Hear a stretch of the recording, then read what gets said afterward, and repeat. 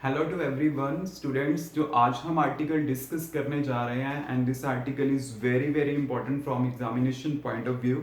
और ये एक तरह से बेसिक फॉर्म करेगा for the new articles. Means जो आगे हमने आर्टिकल डिस्कस करने हैं तो उसके लिए बेसिक फॉर्म करता है। तो आज जो बेसिकली हमारी डिस्कशन है वो है बार्ट-सर्विट लॉ के ऊपर है and this is a very very important concept, so हमने आगे यूज भी करना है। क्लियर? तो देखिए, बार्ट-सर्विट लॉ जो आपके पास है, सबसे पहले ये है कि this is applicable to the small current element. Basically ये स्मॉल करंट एलिमेंट है क्या चीज? जैसे देखिए कि मेरे पास ये कंडक्टर है और उसमें से मैं कह रहा हूं आई अमाउंट का करंट फ्लो कर रहा है।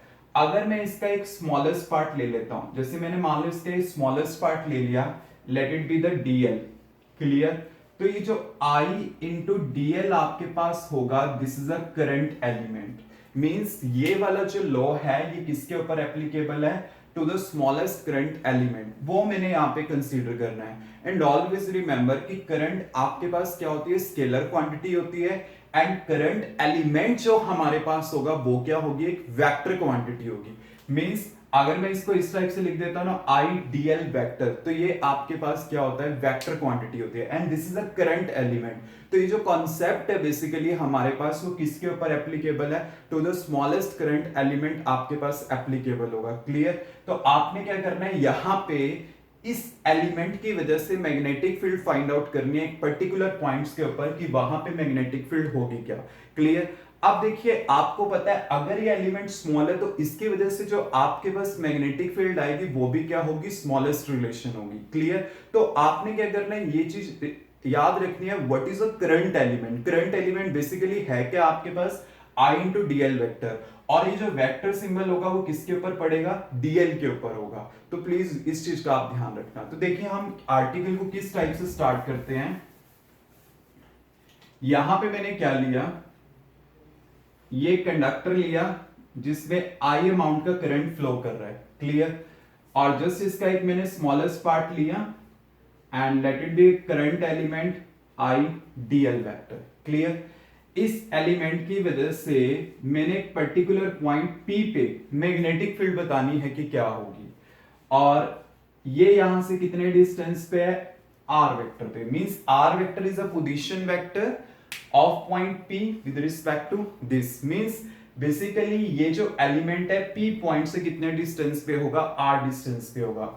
और ये इसके साथ कितना एंगल फॉर्म कर रहा है? Let it be theta angle, वो इसके साथ फॉर्म कर रहा है। क्लियर? तो जब भी आपने बार्ट-सर्विट लॉ का स्टार्टिंग करना है, then always mention it is applicable to the smallest current element. Clear? तो इस लॉ के अकॉर्डिंगली क्या है कि आपके पास जो smallest amount of magnetic field होगी, मींस जो डीबी होगा वो प्रोपोर्शनल टू किसके होगा? To the amount of the current flowing through the conductor and is proportional to the length element. Means जो आपने लेंथ लिया है, एलिमेंट लिया है उसका।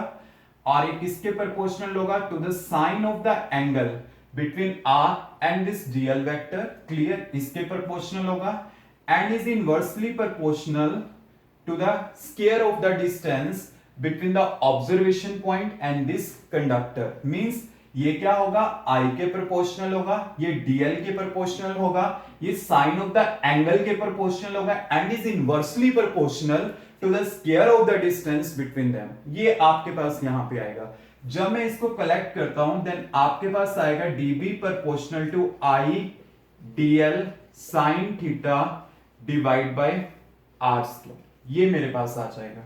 और जब मैं यहां पे क्या करता हूं, प्रोपोर्शनैलिटी को इक्वालिटी में चेंज करता हूं, देन मेरे पास कांस्टेंट आएगा के I dl sine theta divide by are square. ये मेरे पास आ गया। अब देखिए, ये जो कॉन्सेप्ट है हमेशा याद रखना कि इसको मैं एक तरह से कंजुगेशन में डिस्कस करूंगा। किसके साथ? कूलम लॉ के साथ। जैसे फर्स्ट यूनिट में हमने कूलम लॉ के बारे में डिस्कस किया था, सेम सेंस में हमने क्या करना है, इसको डिस्कस करना है। क्लियर? जैसे पहले मैं सीजीएस के लिए डिस्कस करता हूं। फॉर सीजीएस सिस्टम, अगर मैं सीजीएस सिस्टम के लिए डिस्कस करता हूं तो यहां पे उसके लिए के का वैल्यू क्या होगा? 1 होगा। अगर के का वैल्यू 1 होगा तो आपके पास डीबी का वैल्यू क्या आ जाएगा? I dl sine theta divide by are square. Clear? But अगर मान लो मेरे पास ऐसा ही सिस्टम होता है, देन इसमें क्या होंगे, चेंजेस आकर होंगे। लाइक जैसे आपको पता है कि हमने यहाँ पे डिस्कशन करी थी, कूलम लॉ में हम यूज करते थे कांस्टेंट 1/4 पाई एप्सिलॉन नॉट। इसी तरह से हमने क्या करना है, यहाँ पे कांस्टेंट यूज करना है। तो देखिए अगर मैं डिस्कस करता हूं फॉर एसआई सिस्टम के लिए जो के का वैल्यू आपके पास होगा वो होगा म्यू नॉट अपॉन 4 पाई, ये आपके पास होगा। क्लियर, हमेशा याद रखना, जैसे आपके पास था पहले 1/4 पाई एप्सिलॉन नॉट। क्लियर, ऐसे मेरे पास यहाँ पे 1/4 पाई तो है, बट ऑलवेज रिमेंबर कि जो म्यू नॉट है वो एप्सिलॉन नॉट के अपोजिट चलेगा। मींस आपके पास म्यू नॉट क्या आ जाएगा, ऊपर की साइड आ जाएगा। तो आपके पास यहाँ पे सिंबल जो बेसिकली यूज होगा वो म्यू नॉट यूज होगा, म्यू नॉट बाय 4 पाई। और याद रखना ये जो एप्सिलॉन नॉट था ये मेरे पास क्या थी, परमिटिविटी थी। दिस वन इज परमिटिविटी, ये मेरे पास परमिटिविटी थी। और ये जो मेरे पास है ये क्या है, परमिएबिलिटी। ये मेरे पास है परमिएबिलिटी। जैसे आप कहते थे ना, this is a absolute permittivity for free space और vacuum and this is a absolute permeability for free space और vacuum, means to give the permission to magnetic line of forces. Clear, तो ये हमारे पास होगा। क्लियर, तो आपके पास इसका value क्या है, म्यू नॉट अपॉन 4 पाई। और इसका जो हमारे पास वैल्यू होता है टोटल, वो कितना होता है, 10⁻⁻7 टेस्ला मीटर पर एम्पियर, ये इसका वैल्यू होता है। लाइक जैसे मेरे पास 1/4 पाई एप्सिलॉन नॉट था, वो 9 × 10⁻9 था। ऐसे मेरे पास क्या होगा, यहाँ पे इसका वैल्यू होगा। तो ये इसका वैल्यू हो गया। अब मैं यहाँ पे पुट कर देता हूं, तो मेरे पास क्या आ जाएगा, dB equal to mu naught upon 4 pi I dl sine theta divide by are square, ये मेरे पास आया। तो ये जो रिलेशन है हमारे पास, this is very very important, क्योंकि आगे जो हमारे पास इसके एप्लीकेशंस आएंगी उसमें हमने क्या करना है, इसका यूज करना है। तो हमें ये पहले क्लियर होना चाहिए कि रिलेशन बेसिकली है क्या। रिलेशन ये है जो हमने याद रखना है। अब बात आती है कि यहाँ पे जो मैंने लिखा है म्यू नॉट अपॉन 4 पाई टेस्ला मीटर पर एम्पियर जो होते हैं इसके यूनिट, वो कैसे आएंगे और इसका डायमेंशनल फार्मूला क्या होगा, वो मैंने फाइंड आउट करना है। वो देखिए हम कैसे फाइंड आउट करेंगे। आपके पास रिलेशन है dB equal to mu naught upon 4 pi I dl sine theta divide by are square. तो यहां से म्यू नॉट अपॉन 4 पाई का वैल्यू क्या आ जाएगा, dB into R square divide by I dl sine theta.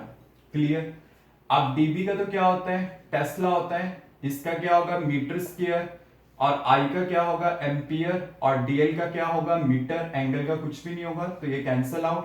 तो यहाँ पे क्या आ गया, टेस्ला मीटर पर एम्पियर। तो ये हमारे पास क्या होंगे, इसके SI यूनिट। अब बात आती है डायमेंशनल फार्मूले की। डायमेंशनल फार्मूला वैसे हमने इससे पहले डिस्कस किया है dB का, बट फिर भी आपको एक बार बता देता हूं।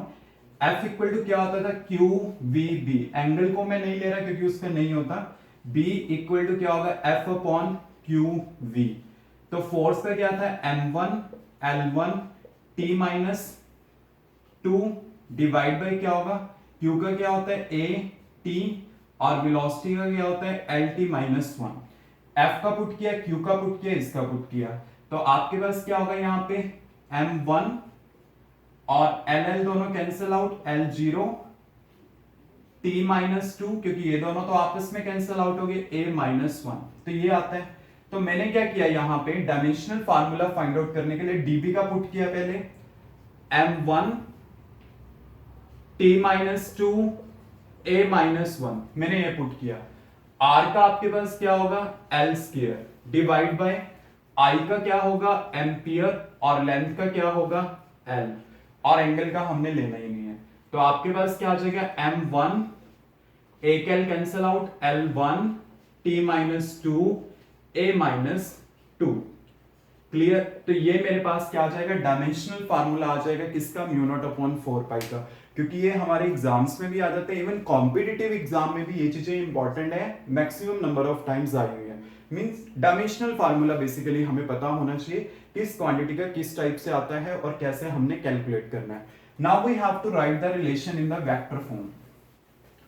अब मेरे पास ये जो रिलेशन है मैंने क्या करना है, इसे वेक्टर फॉर्म में लिखना है, क्योंकि मैग्नेटिक फील्ड मेरे पास एक वेक्टर क्वांटिटी है। तो अगर मैं इसे वेक्टर फॉर्म में लिखता हूं तो मैं इसे इस टाइप से लिख सकता हूं, mu naught upon 4 pi I dl cross r vector divide by r cube. Means ये किस टाइप से मैंने लिखा कि एक तरह से क्या है कि अगर मेरे पास लेफ्ट साइड वेक्टर है ना तो राइट साइड भी मेरे पास वेक्टर होगा। तो उसकी सेंस में मैंने अगर यहाँ पे वेक्टर लिखा है ना तो मैं उसके यूनिट वेक्टर से एक तरह से मल्टीप्लाई कर देता हूं तो कोई फर्क नहीं पड़ेगा। और इसका मतलब क्या होता है, vector divide by its magnitude. तो आपके पास dl है साइन थीटा और ये, तो अगर ये वेक्टर है ये भी वेक्टर है और एंगल है उनके बीच में तो क्रॉस प्रोडक्ट आ जाएगा और नीचे क्या आएगा आर क्यूब। मींस इस टाइप से हम क्या कर सकते हैं, डायरेक्ट इसे वेक्टर फॉर्म में लिख सकते हैं। अगर ये वेक्टर फॉर्म मेरे पास आ गई, नाउ अब मेरे पास है इसके डायरेक्शन के बारे में कि जो db है उसकी डायरेक्शन क्या होगी। db का डायरेक्शन आपके पास वही होगा जो किसका होगा, क्रॉस प्रोडक्ट का होगा। मींस जो इसका डायरेक्शन है वही इसका डायरेक्शन। तो आपने dl से r पे जाना है ना, तो dl से r पे मैं कैसे गया, ये dl है ये r है, तो मैं यहां से यहां जाऊंगा। अगर मैं इस टाइप से गया तो डायरेक्शन क्या होगी इसकी, इनवर्ड होगी। मींस जो डायरेक्शन ऑफ मैग्नेटिक फील्ड होगी यहाँ पे वो क्या होगी, inward perpendicular to the plane of the paper. You know very well कि हमारे पास 4 डायरेक्शन होती है, एक अपवर्ड होती है, एक डाउनवर्ड होती है और एक आउटवर्ड होती है और एक inward. So this is inward according to the right hand the thumb rule. तो आपके पास यहाँ पे क्या होगी, डायरेक्शन इनवर्ड होगी perpendicular to the plane of the paper. Clear. और आपको पता है क्रॉस प्रोडक्ट में dl क्यों पहले है, क्योंकि r मैंने बाद में इंट्रोड्यूस किया है। तो ये जो एंगल है वो किसके साथ लिंक कर रहा है, dl के साथ। तो जो क्वांटिटी एंगल के साथ एसोसिएट होगी वो पहले आएगी। तो आपके पास dl पहले आएगा और r क्या आएगा बाद में आएगा। तो इस टाइप से आपने क्या करना है, इसे वेक्टर फॉर्म में लिखना है। Clear, any doubt?